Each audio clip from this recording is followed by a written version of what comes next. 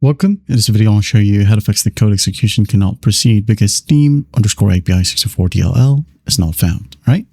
So go ahead and open up your favorite browser.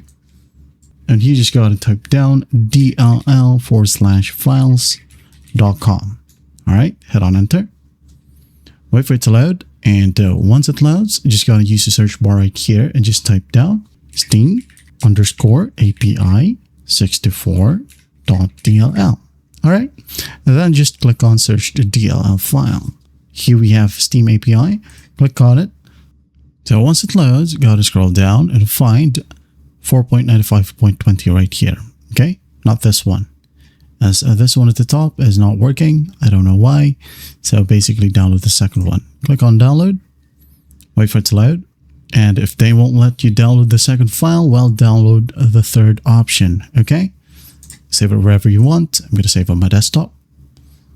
Like so. Now open up the folder. Okay.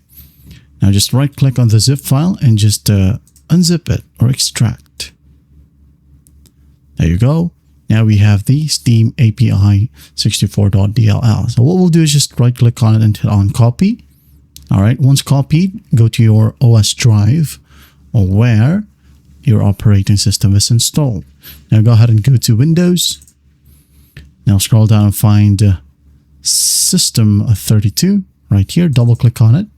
Right click and just click on paste. And then just click on continue. All right. Once that's done, go back. Open up Syswow64. Double click. Do the same thing.